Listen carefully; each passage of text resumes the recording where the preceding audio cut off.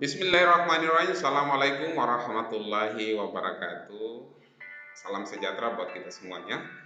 Alhamdulillah Rabbil Alamin, puji syukur kita panjatkan kehadirat Allah Subhanahu wa Ta'ala yang telah memberikan kita segala rahmat, karunia-Nya, inayahnya, petunjuknya sehingga kita berada dalam naungan Allah Subhanahu wa Ta'ala.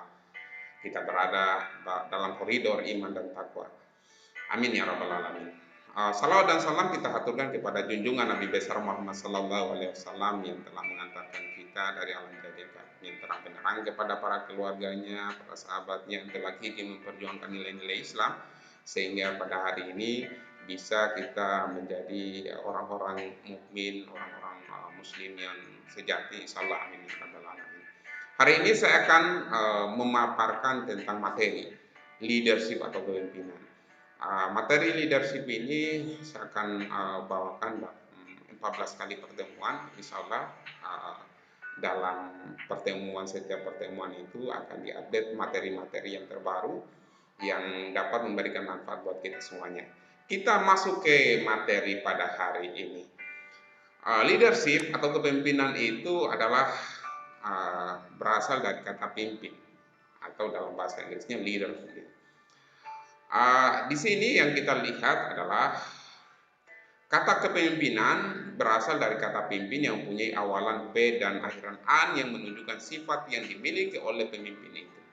Kata pemimpin mengandung pengertian mengarahkan, membina, mengatur, menuntun, dan juga menunjukkan ataupun mempengaruhi.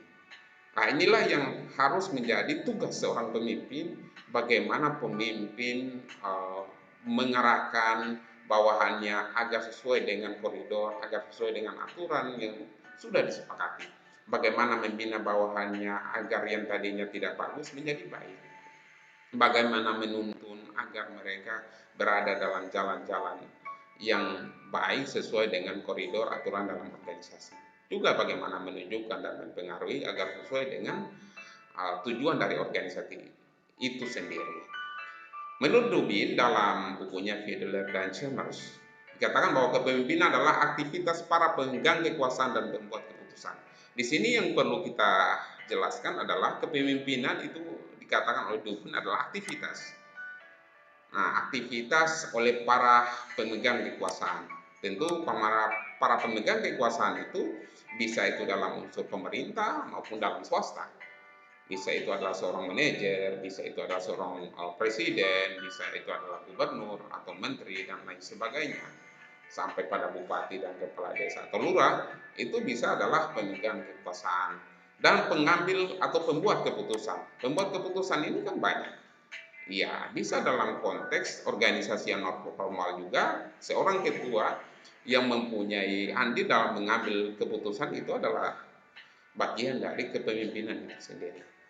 Kemudian menurut Bones menyatakan bahwa kepemimpinan adalah pemimpin yang membujuk pengikut untuk mencapai tujuan bersama. Nah, di sini yang perlu kita ketengahkan bahwa seorang pemimpin itu harus mempunyai kemampuan dalam membujuk. Nah, itu. Tentu yang dibujuk adalah pengikutnya untuk mencapai tujuan bersama. Nah, kebanyakan yang kita persepsikan atau yang kita konsepkan selama ini bahwa pemimpin membujuk pengikutnya atau bawahannya untuk mencapai tujuan dari pemimpin sendiri.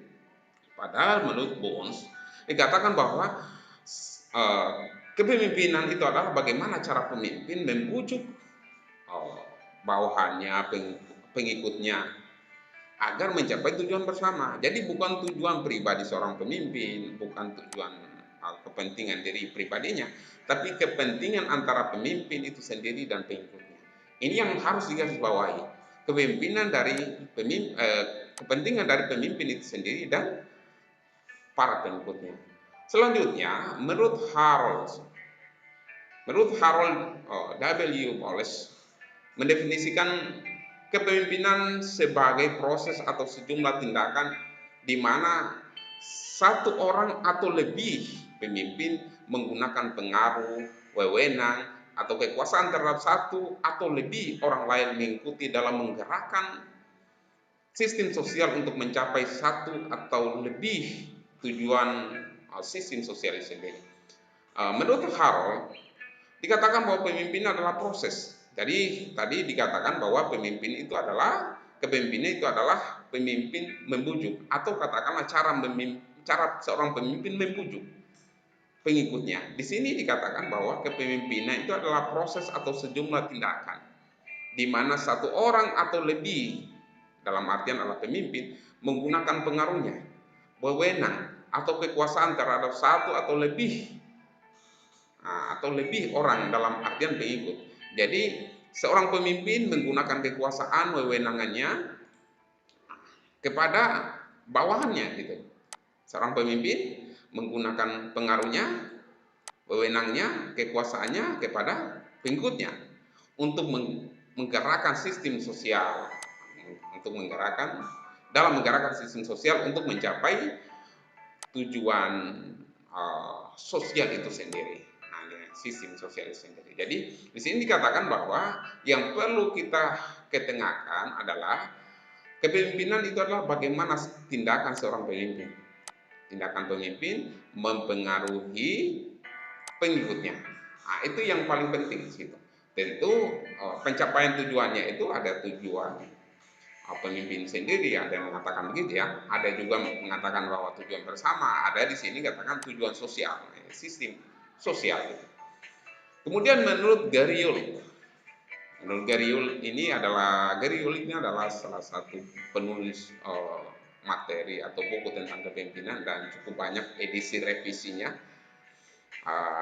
Dan ini banyak diminati oleh para pembaca buku tentang kepemimpinan. Menurut Gary dikatakan bahwa kepemimpinan adalah proses pemimpin mempengaruhi. Kalau tadi dikatakan bahwa pemimpin itu adalah bagaimana cara membujuk. Kemudian dikatakan di sini bahwa menurut Harold sebagai sebuah tindakan. Sedangkan menurut Gary mengatakan bahwa kepemimpinan adalah sebagai proses mempengaruhi gitu. Proses pemimpin mempengaruhi pengikut. Jadi yang paling penting di sini adalah bagaimana seorang pemimpin itu mempengaruhi. Sebenarnya titik poinnya di sini adalah pemimpin, selalu di sini adalah pemimpin, kemudian di sini adalah pengikut, ya. Kemudian bagaimana mempengaruhinya. Jadi tiga kata yang ini yang selalu ada dalam konsep kepemimpinan sendiri. Untuk menginterpretasikan keadaan, memilih tujuan organisasi, pengorganisasian kerja, dan memotivasi pengikut untuk mencapai tujuan organisasi, mempertahankan kerjasama atau teamwork atau tim kerja, mengorganisir dukungan dan kerja sama orang lain dari luar organisasi. Nah, ini yang paling penting dari konsep dari kepemimpinan leadership menurut Gary. Kemudian saya akan membedakan tentang bagaimana karakteristik kepemimpinan leader dan manajer. Kalau leader itu adalah berorientasi dan mengarah pada kemampuan individu. Seorang leader itu misalnya seorang kepala desa, lurah dan lain sebagainya, itu selalu kemampuannya berorientasi pada individu itu sendiri. Kemudian menunjukkan kualitas hubungan dan interaksi antara si pemimpin dan pengikutnya. Jadi seorang pemimpin itu harus mempunyai kualitas hubungan yang baik antara pemimpin dan pengikutnya. Itu adalah satu nilai yang harus dimiliki oleh seorang pemimpin. Kemudian yang ketiga adalah menggantungkan diri pada sumber-sumber kemampuan dan kesanggupan yang ada pada dirinya. Jadi seorang pemimpin itu harus mempunyai kemampuan menggali potensi pada dirinya sendiri. Ada berbagai potensi dalam dirinya dan dia bisa melakukan itu dengan baik tanpa ketergantungan kepada orang lain. Jadi menggantungkan diri kepada sumber-sumber kemampuan dan kesanggupan yang ada pada dirinya. Nah, ini yang paling penting, saudara-saudaraku, bahwa kalau kita mau menjadi seorang pemimpin adalah bagaimana diri kita melihat potensi atau sumber-sumber yang ada pada diri kita sendiri, dan sumber-sumber itulah yang harus dijadikan sebagai kekuatan atau force dari pribadi kita sendiri. Kemudian selanjutnya adalah diarahkan untuk mewujudkan keinginan individu si pemimpin, walaupun akhirnya mengarah kepada pencapaian tujuan organisasi itu sendiri. Nah, ini yang paling penting. Bagaimana seorang pemimpin mengarahkan bawahannya agar mencapai tujuan organisasi. Memang ada yang katakan bahwa ini pemimpin mengarahkan kami, bawahan dalam artian ini, mengarahkan bawahan agar tujuannya si pemimpin itu dapat tercapai. Padahal sebenarnya bukan tujuan seorang pemimpin, tapi tujuan dari organisasi itu sendiri. Kemudian selanjutnya adalah seorang leader mempunyai hubungan yang lebih bersifat personal dan informal yang berpusat pada diri si pemimpin, pengikut, dan intuisi. Jadi yang paling penting di sini adalah bagaimana seorang pemimpin itu mempunyai nilai-nilai personality. Nah, kadang-kala dia adalah orang yang punya akhlak yang baik, dia mempunyai sensitivitas yang tinggi, dia mempunyai kepekaan, dia mempunyai kepedulian. Jadi punya personal, dia orangnya tertutup misalnya. Ya bisa jadi seorang pemimpin orangnya tertutup. Dan informal. Nah, jadi informal itu lawannya adalah formal.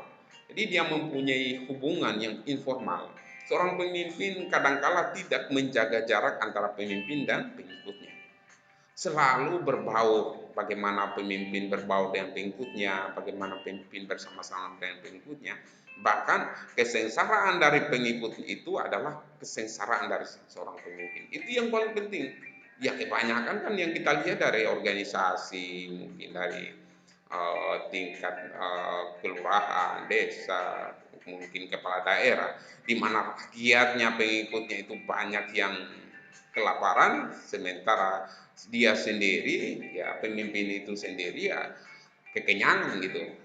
Nah, ini yang perlu kita waspadai, bahwa kalau seorang pemimpin itu mempunyai nilai kepemimpinan yang baik, seharusnya para pengikutnya juga sejahtera dan pemimpinnya juga harus sejahtera. Tentu yang paling penting juga dia adalah intuisi bagaimana merasakan kondisi yang ada.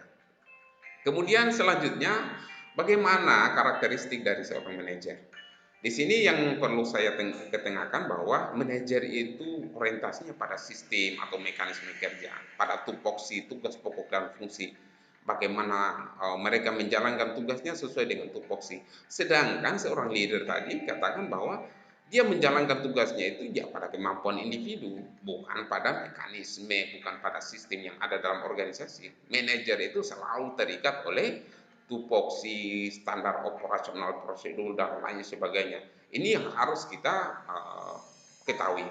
Kemudian seorang manajer mempunyai status. Ya, status itu bisanya dia seorang pimpinan, ya, dan dia mempunyai gap pemisah antara bawahan dan pemimpin. Punya fungsi, punya wewenang yang jelas. Kadangkala tertulis dalam tugas pokok dan fungsi. Nah, itu seorang manajer. Kemudian selanjutnya bergantung pada sumber dana. Selalu kalau dia katakan bahwa ya kalau kita kerja ya ada dananya, ya pasti kita akan kerja. Tapi kalau tidak ada dana ya ngapain kita mau kerja? Itu adalah karakteristik seorang manajer. Kalau seorang pemimpin ya tunggu dulu. Masalah dana itu jangan dulu. Tapi yang paling penting adalah apakah dalam diri kita mempunyai kemauan yang kuat untuk menggerakkan organisasi, untuk memajukan organisasi, untuk mengembangkan organisasi, untuk mencapai tujuan yang baik dalam organisasi. Selalu melihat apakah saya mampu, apakah saya bisa gitu.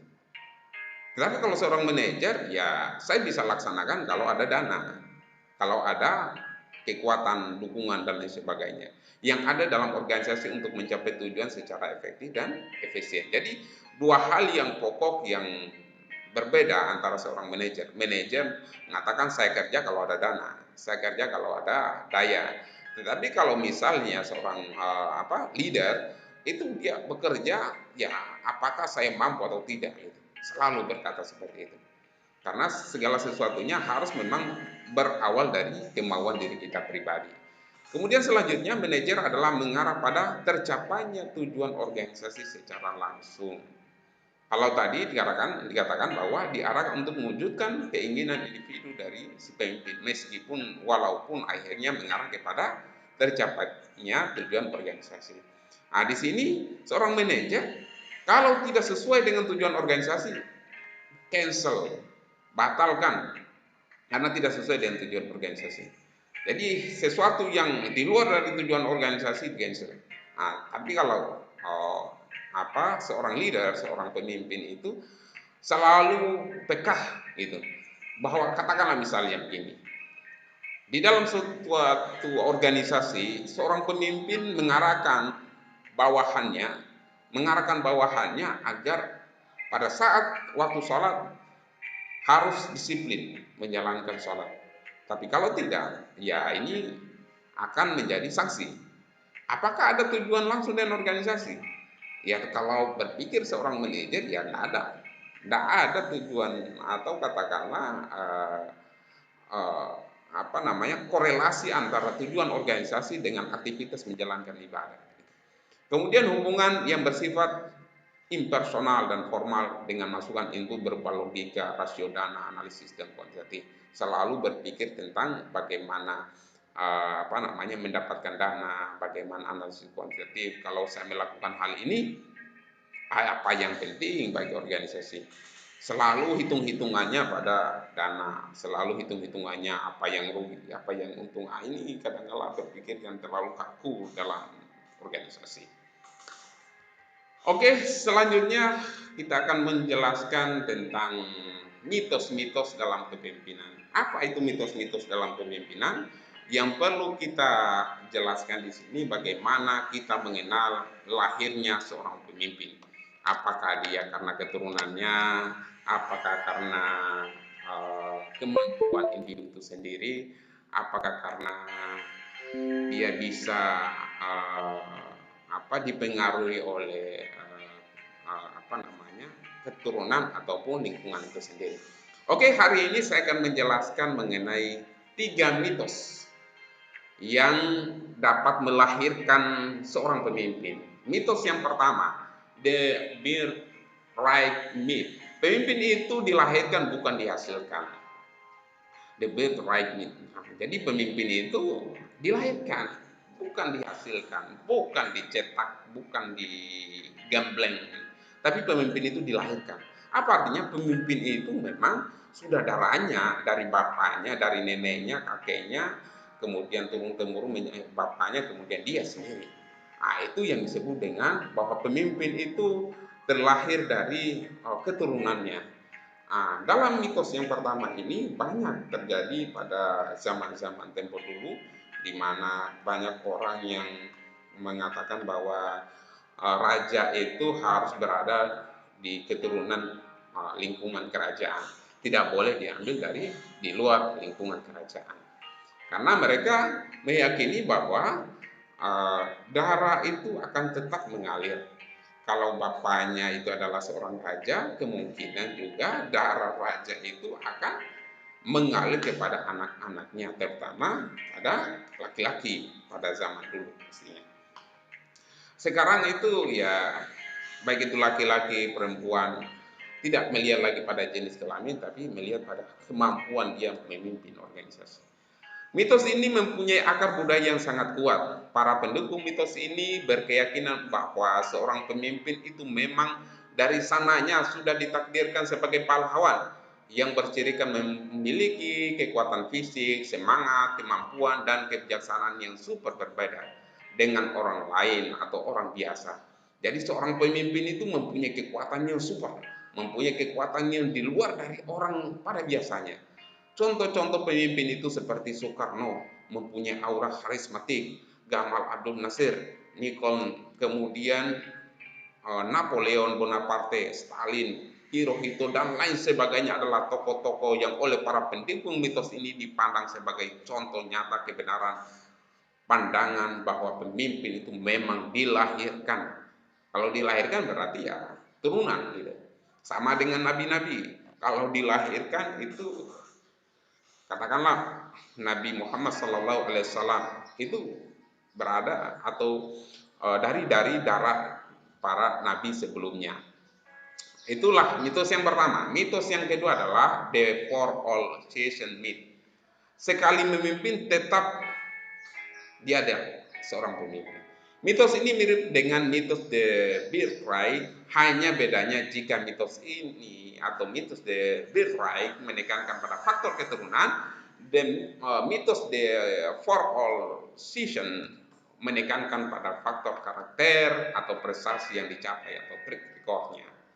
Kerap kali kita dengar atau mengalami dalam proses pemilihan pemimpin. Para pemimpin atau para pemilih memilih pemimpin atas dasar pertimbangan prestasi atau apa saja yang sudah pernah dilakukan atau dihasilkan oleh calon pemimpin tersebut. Misalnya, seorang bupati terpilih karena dulu waktu menjadi kepala desa dia berhasil membangun desanya. Dari sebelumnya desa tertinggal menjadi desa teladan pada tingkat kabupaten. Dalam pandangan mitos ini, sang pemimpin kepala desa yang berhasil membangun desanya pasti juga berhasil mengembangkan kabupaten yang akan dipimpinnya. Ketika nanti menjadi bupati, dia pun pasti akan mampu menunjukkan keberhasilan yang sama dan seterusnya dan seterusnya.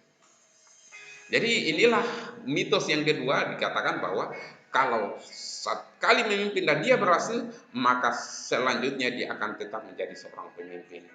The for all season myth, bahwa sekali memimpin tetap dia akan menjadi seorang pemimpin. Tentu yang paling penting di sana adalah bagaimana prestasi atau keberhasilan dari pemimpin itu sendiri. Nah, di sini adalah prestasi dan apa saja yang dilakukan. Kemudian mitos yang ketiga adalah the intensive myth. Dan pemimpin itu memiliki intensitas perasaan lebih tinggi dibandingkan dengan kebanyakan orang. Mitos ini berkeyakinan bahwa seorang pemimpin memiliki kedalaman dan keleluasan perasaan yang jauh dibanding dengan orang kebanyakan. Intensitas perasaan ini bisa beragam bentuknya. Salah satunya intensitas emosional. Mereka lebih emosional dibanding orang-orang kebanyakan. Oleh karena itu, mitos ini kadang-kadang disebut dengan the anger myth. Jadi kalau seseorang pemimpin marah di kantor, bawaan lebih baik mengikuti saja. Jangan melawan atau menunjukkan sikap yang melawan. Mitos marah danger myth ini didasarkan pada pandangan teori X yang dikemukakan oleh Douglas McGregor, yaitu bahwa manusia pada dasarnya membenci pekerjaan yang harus dikerjakannya sehingga mereka perlu digerakkan dengan tongkat kemarahan agar mau mengerjakan pekerjaan dengan baik. Menurut teori X, gitu. Kalau teori X ini adalah teori di mana seorang pemimpin itu dalam konteks negatif sebenarnya, ya. Gitu. Kalau teori Y itu dalam konteks positif. Kalau X itu adalah di mana seorang pemimpin itu bisa menggerakkan bawahannya dengan cara menegasi gitu, dengan cara ketegasan, bahkan kalau bisa dengan marah-marah gitu, sehingga para bawahan itu mengikuti arahan dari seorang pemimpin. Ada juga yang mengatakan bahwa kalau teori Y itu katakan bahwa seorang pemimpin itu bisa diikuti arahannya kalau perilaku atau akhlaknya bagus, sehingga menjadi contoh yang baik buat bawahan. Menurut teori X, cara yang tepat untuk membuat orang menyukai pekerjaan yang dibencinya adalah dengan memarahi atau menghukumnya. Bentuk-bentuk ancaman atau hukuman nyata diyakini akan memunculkan rasa takut para pekerja, seperti takut dipecat, takut tidak dibayar gajinya, takut tidak naik pangkat atau tidak naik jabatan, takut diturunkan jabatannya, takut tidak bisa hidup. Nah, ya, kalau bahasa sekarang ya piringnya pecah gitu. Karena di organisasi itu adalah tempat dia mencari nafkah dan lain sebagainya. Rasa takut inilah yang harus dieksploitasi seorang pemimpin. Jadi ini selalu berpandangan bahwa seorang pemimpin itu harus mempunyai kepekaan yang tinggi. Ya, sebenarnya bisa juga kita artikan dalam konteks teori Y sebenarnya. Tidak mesti harus teori X. Bahwa teori X itu mengatakan bahwa orang itu bekerja kalau dicambuk gitu. Seperti sapi kalau mau bekerja harus dicambuk gitu, sehingga dia bisa berjalan. Nah, itu menurut teori X. Memang ada pengikut yang kadang-kala bandel gitu. Tapi ada juga yang mengatakan dengan teori Y bahwa seorang pemimpin itu akan mengikuti arahan dari atasannya atau menjadi inspirasi bagi bawahannya apabila mempunyai akhlak yang baik. Jadi seorang pemimpin itu harus memberikan contoh teladan yang baik. Bahwa kepekaan seorang pemimpin melihat kondisi bawahannya, katakanlah bawahannya belum sejahtera, bawahannya katakanlah ada masalah dalam rumah tangganya, maka seorang pemimpin harus peka dengan hal itu. Jangan langsung memarahi. Boleh jadi dia tidak disiplin karena mungkin ada masalah dalam rumah tangganya. Seorang pemimpin harus peka. Tidak meski harus menggunakan juga teori X, bisa juga menggunakan teori Y dengan nilai-nilai kebaikan seorang pemimpin, yang dimana kebaikan itu akan menjadi satu inspirasi teladan yang baik bagi bawahannya. Kemudian selanjutnya kita akan masuk ke atribut-atribut pemimpin. Perkembangan atribut-atribut pemimpin, pemimpin dari zaman dahulu kala di kelompok masyarakat mana saja, sebagaimana tertulis dalam naskah-naskah atau cerita-cerita kuno, dipandang sebagai seorang nabi, seorang kiai, seorang raja, seorang pahlawan yang menjadi model dan contoh teladan rakyat atau kaulanya.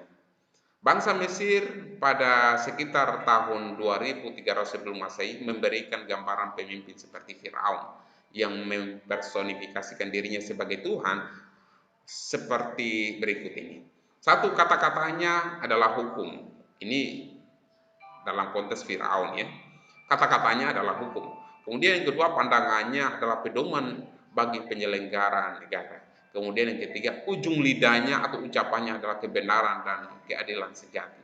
Makanya banyak orang pada zaman dahulu itu mengatakan bahwa kebenaran itu dikeluarkan atau keluar dari lidah atau ucapan seorang raja. Ya, banyak gitu. Meskipun ya banyak juga yang membantah bahwa kebenaran itu di mana saja, bahkan di mulut buaya pun itu bisa menjadi sebuah kebenaran kalau itu ada sebuah kebenaran. Tidak mesti berada di lidah atau ucapan seorang raja. Dengan demikian, pada budaya Mesir kuno raja adalah Tuhan yang tertinggi. Tiada siapapun di atas raja. Bangsa Yunani berbeda dengan bangsa Mesir kuno, menggambarkan pemimpin sebagai pahlawan yang dipersonifikasikan dalam wujud dewa-dewa yang merupakan simbol dari atribut pahlawan seperti Agamemnon. Agamemnon adalah dewa penegak hukum yang adil. Nestor adalah dewa pemberi nasihat yang bijaksana. Odysseus adalah dewa yang pintar dan licik. Achilles adalah dewa pemberani dan kuat. Kemudian selanjutnya dalam perkembangannya kemudian dikaitkan dengan kepemimpinan pemerintahan. Plato, seorang filosof Yunani, memberikan gambaran seorang pemimpin sebagai orang yang terbaik di masyarakatnya, yang mengetahui dan mampu melaksanakan hukum dengan segala konsekuensi sehingga pemerintahan dapat berjalan dengan baik.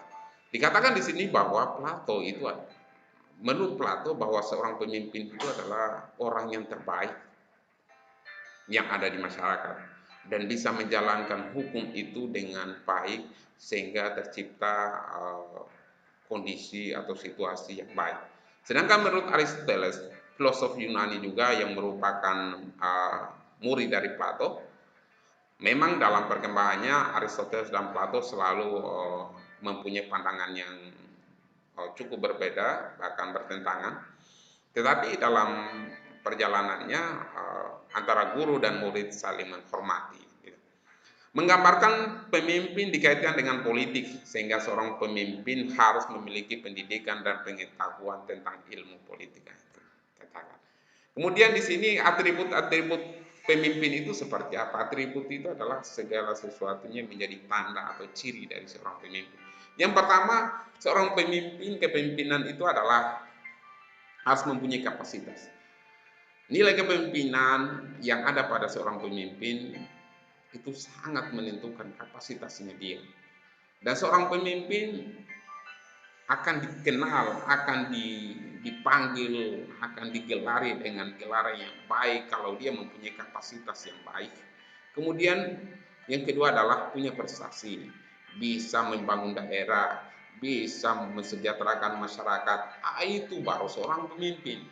Tapi hanya kalau program kerja saja itu punya program kerja, bahkan bisa jadi program kerjanya itu adalah program kerjanya orang lain, tetapi ya tidak mempunyai prestasi dalam bidangnya.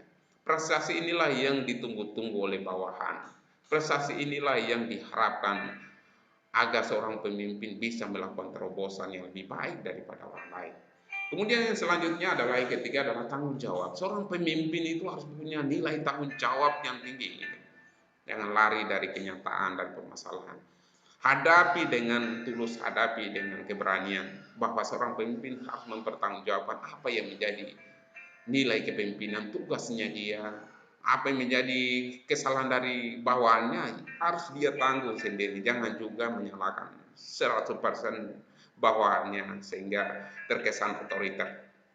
Ya, kemudian selanjutnya adalah partisipasi. Seorang pemimpin harus mempunyai jiwa partisipasi, mempunyai prinsip bahwa saya harus melibatkan bawahan saya harus mengikutsertakan bawahan saya dalam setiap perencanaan, pelaksanaan, evaluasi, monitoring, dan lain sebagainya. Sehingga antara pemimpin dan bawahan itu satu kesatuan yang tidak terpisah. Kalau satu orang pemimpin menjalankan tugas dari organisasi akan susah, tetapi kalau dibantu oleh seorang pengikut, maka dia akan dengan mudah mencapai tujuan organisasi. Kemudian seorang pemimpin biasanya punya status.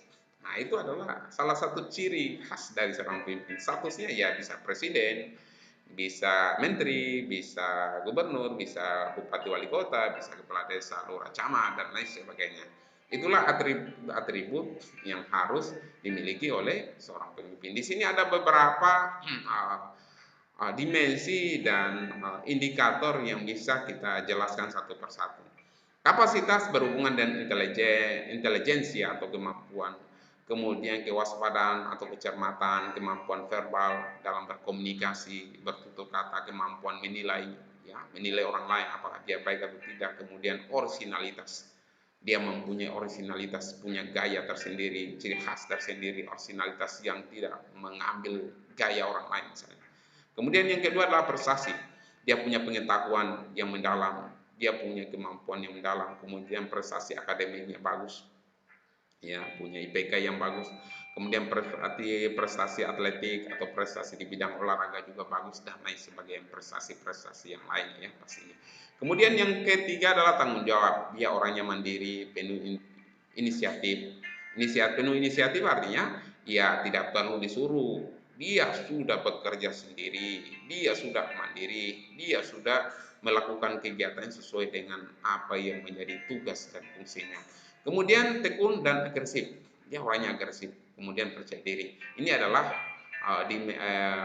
indikator dari dimensi tanggung jawab. Kemudian dimensi yang selanjutnya adalah partisipasi, mampu bersosialisasi bersama-sama dengan bawahannya, dengan masyarakatnya, dengan kliennya, dan lain sebagainya, mampu bekerja sama, mampu beradaptasi, dan memiliki sense of humor.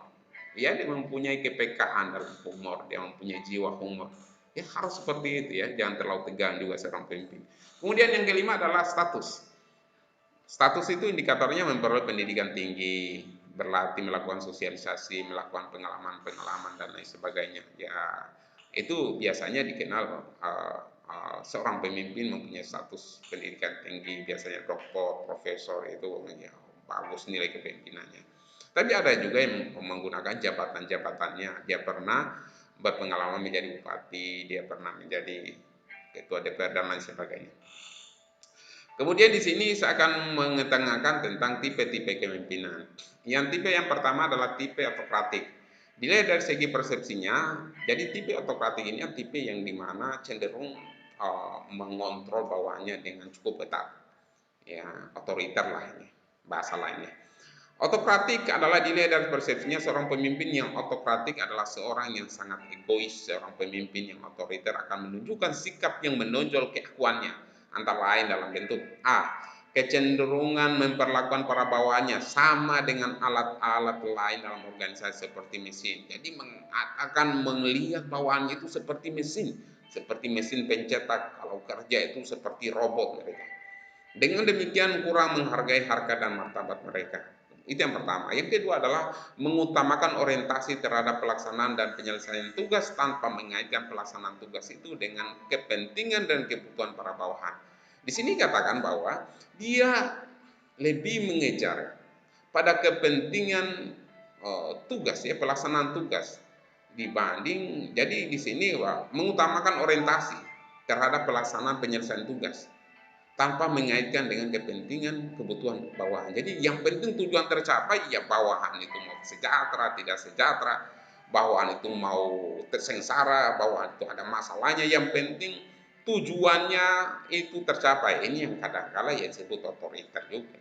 Kemudian yang ketiga adalah mengabaikan peran para bawahan dalam proses pengambilan keputusan. Nah, ini yang kadang-kala sering terjadi. Mengatakan bahwa bawahan itu tidak tahu apa-apa, bawahan itu adalah masih anak-anak, bawahan itu selalu tidak mempunyai pengalaman. Tidak perlu dilibatkan, mereka juga tidak paham dengan tugasnya. Palingan mereka kita perintah saja gitu. Apa yang diperintahkan oleh oleh atasan, itulah yang harus dijalankan oleh bawahan tanpa membangun inisiatif dari bawahan untuk mengambil keputusan. Nah, ini yang kadang-kala menjadi penilaian bahwa dia adalah tipe dari otokratik. Gaya kepemimpinan yang digunakan adalah menuntut ketaatan penuh dari bawahannya. Kemudian dalam menegakkan disiplin menunjukkan keakuannya, bernada keras dan memberikan perintah atau instruksi, menggunakan pendekatan punitif dalam hal terjadinya penyimpangan bawahan. Jadi ya selalu ya apa menyalahkan bawahannya. Kamu ini gara-gara kamu organisasi menjadi terpuruk ini. Tapi dia tidak pernah melihat apa yang salah pada dirinya, apa yang lemah dari dirinya, selalu melihat lemah dari bawah kemudian dimarahi. Itu yang menjadi tipe dari otokratik. Kemudian yang kedua adalah tipe paternalistik. Tipe pemimpin yang paternalistik hanya terdapat di lingkungan masyarakat yang bersifat tradisional, umumnya masyarakat agraris. Salah satu ciri utama masyarakat tradisional ialah rasa hormat yang tinggi yang ditujukan oleh anggota masyarakat kepada orang tua, orang yang dituakan, bisa kiai, bisa tokoh masyarakat, tokoh adat dan sebagainya. Pemimpin seperti ini adalah kebapakan sebagai tauladan atau panutan masyarakat. Biasanya tokoh-tokoh adat, para ulama, guru, dosen. Pemimpin ini sangat mengembangkan sikap kebersamaan. Itu paternalistik. Jadi tipe paternalistik yang mengatakan bahwa seorang pemimpin itu sifat kebapaan gitu. Dia orangnya harus dihormati. Seorang bapak, orang tua kita masa tidak dihormati. Jadi mengatakan bahwa guru itu adalah orang tua kita, ulama itu adalah orang tua kita, tokoh adat itu adalah orang tua kita. Jadi harus dihormati. Kita menghormati mereka sama dengan kita menghormati orang tua kita. Kurang lebih seperti itu. Kemudian yang ketiga adalah tipe karismatik. Tidak banyak hal yang dapat disimak dari literatur yang ada tentang kriteria kepemimpinan yang karismatik. Memang ada karakteristik yang khas, yaitu daya tariknya yang sangat memikat sehingga mampu memperoleh pengikut yang jumlahnya kadang-kadang sangat besar. Tegasnya seorang pemimpin yang karismatik adalah seorang yang dikagumi oleh banyak pengikut meskipun para pengikut tersebut tidak selalu dapat menjelaskan secara konkret mengapa orang tersebut dikagumi. Jadi kalau kita tanya, kenapa engkau kagum dengan Soekarno? Ya kagum saja gitu ya. Kalau cara berbicaranya itu luar biasa, selalu menghipnotis orang lain. Kenapa engkau kagum dengan Muhammad Rasulullah Sallallahu Alaihi Wasallam? Karena dia mempunyai sikap yang baik, kemudian dia mempunyai akhlak yang baik. Akhlak yang baik seperti apa? Bisa tidak dilihat dia dari tutur katanya. Tapi kenapa engkau mengikuti dengan sangat fanatiknya misalnya? Ya itulah kata hati saja gitu. Kepercayaan saya, keyakinan saya bahwa Muhammad lah yang akan menyelamatkan kita di dunia dan di akhirat. Tentu dengan ridha Allah Subhanahu wa taala. Ya, kurang lebih seperti itu. Jadi mereka susah menjelaskan bagaimana kenapa sampai mereka mengagumi. Intinya itu adalah kata hati, gerakan hati sehingga mereka sangat simpati mau ingin bersama-sama dengan pemimpin yang karismatik itu sendiri. Kemudian yang keempat adalah tipe laissez-faire. Pemimpin itu pemimpin ini berpandangan bahwa umumnya organisasi akan berjalan dengan lancar karena para bawahan di organisasi tersebut terdiri dari orang-orang yang sudah dewasa yang mempunyai apa yang menjadi tujuan organisasi, sasaran-sasaran apa yang ini capai, tugas yang harus ditunaikan oleh masing-masing anggota atau pemimpin tidak terlalu sering mengintervensi. Jadi laissez-faire itu adalah keterbalikan dari otokratik. Otokratik itu mengatakan bahwa pemimpin itu adalah orang yang sangat subur, sedangkan bawahan itu adalah orang yang tidak tahu apa-apa. Sedangkan laissez-faire itu adalah bawahan itu sudah paham, sudah dewasa, mereka sudah mahir, sudah ahli di bidangnya, sehingga tidak perlu diajari. Kadang-kala seorang bawahan itu lebih banyak diajari, lebih banyak mengajari pemimpinnya. Itu laissez-faire. Kemudian adalah tipe demokratis. Kemudian tipe demokratis ada sebenarnya cukup banyak ciri-cirinya. Di sini ada 4 yang saya ketengahkan.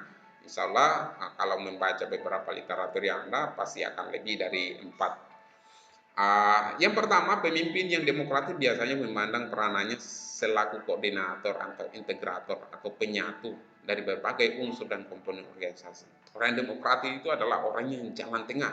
Jadi kalau misalnya ada ke kiri-kirian, kemudian ada bawahnya yang ke kanan-kananan, orang yang lemah lembut, ada yang keras, biasanya seorang pemimpin akan masuk di tengah, kemudian menyatukan kedua bawahan itu yang mempunyai sifat yang berbeda. Tentu bagaimana menjadi seorang integrator, menjadi seorang pemimpin yang bisa menyatukan bawahan. Menyadari, yang kedua adalah menyadari bahwa organisasi harus disusun sedemikian rupa sehingga menggambarkan secara jelas aneka macam ragam tugas dan kegiatan yang harus dilakukan demi tercapainya organisasi. Jadi seorang pemimpin yang bertipe demokratis adalah selalu menyadari bahwa organisasi itu harus disusun sedemikian rupa sehingga di dalam organisasi itu memang ada banyak keragaman. Yang perlu dilakukan adalah bagaimana mengikutsertakan para bawahan dalam setiap organisasi, karena melihat bahwa organisasi itu ada berbagai macam ragam yang ada di dalamnya. Kemudian melihat kecenderungan adanya pembagian peran sesuai dengan tingkatannya. Jadi seorang yang demokratis selalu memberikan kesempatan kepada bawahannya untuk berperan sesuai dengan kemampuannya, sesuai dengan tingkatannya, sesuai dengan jabatannya. Selalu diberikan peran yang full agar mereka mengambil keputusan yang baik. Tentu seorang pemimpin yang demokratis mempunyai kemampuan yang di atas rata-rata juga, tetapi dia tidak cenderung menguasai bawahannya. Selalu mengatakan bahwa bawahan itu mereka sudah dewasa dan mereka bisa mengambil keputusan yang sesuai dengan apa yang menjadi tujuan dari organisasi. Tetapi pemimpin juga mempunyai kemampuan untuk menganalisis, menilai bahwa bawahan itu mampu atau tidak. Jadi dua-duanya, pemimpin dan bawahan, mempunyai kemampuan yang sama dalam hal mencapai tujuan organisasi. Meskipun atasan punya kedudukan spesial dalam organisasi. Kemudian yang keempat adalah memperlakukan manusia dengan cara yang manusiawi, menjunjung harkat dan martabat manusia. Ini yang paling penting, bahwa seorang pemimpin itu harus menjunjung rasa kemanusiaan, harkat dan martabat manusia itu harus dihormati. Ya, disinilah yang perlu kita jelaskan, bahwa tadi saya sudah katakan bahwa ada beberapa mitos lahirnya seorang pemimpin. Di sini juga saya sedikit mengetengahkan tentang lahirnya seorang pemimpin, meskipun tadi saya sudah jelaskan. Yang pertama adalah teori lahirnya pemimpin. Yang pertama itu adalah teori genetik. Itu adalah inti dari teori ini, berkesimpulan bahwa pemimpin itu adalah, atau leader are born and not made. Itu adalah pemimpin itu dilahirkan, bukan dibuat. Bahwa para pengikut teori ini mengatakan bahwa seorang pemimpin lahir karena ia telah dilahirkan, ada karena telah dilahirkan dengan bakat pemimpin dari keturunannya, dari darahnya ningrat, ya, dari silsilah keturunannya. Dalam keadaan manapun, bagaimanapun seseorang ditempatkan pada suatu waktu akan menjadi pemimpin karena ia dilahirkan untuk itu. Ia dilahirkan untuk memimpin. Artinya takdir telah menetapkan bahwa ia menjadi seorang pemimpin. Kemudian dalam teori sosial itu, jika teori genetis mengatakan bahwa leaders are born is not made, maka para pengikut sosial mengatakan bahwa sebaliknya, leader are made are not born, bahwa pemimpin-pemimpin itu adalah dibuat, diciptakan, ya, dibentuk dan tidak dilahirkan. Pengikut teori ini berpendapat bahwa setiap orang akan menjadi pemimpin apabila diberi pendidikan, pelatihan, kesempatan yang baik, dan mereka akan menjadi seorang pemimpin di organisasinya. Kemudian yang ketiga adalah teori ekologis. Saya katakan bahwa antara teori genetik dan teori sosial itu selalu mempunyai pandangan yang kontradiktif. Kalau genetik itu mengatakan bahwa pemimpin itu dilahirkan, sedangkan teori sosial mengatakan bahwa pemimpin itu tidak dilahirkan tapi dibentuk. Dalam teori ekologis inilah yang menyatukan antara teori genetik dan teori sosial. Teori ini merupakan penyempurnaan dari teori genetik dan teori sosial.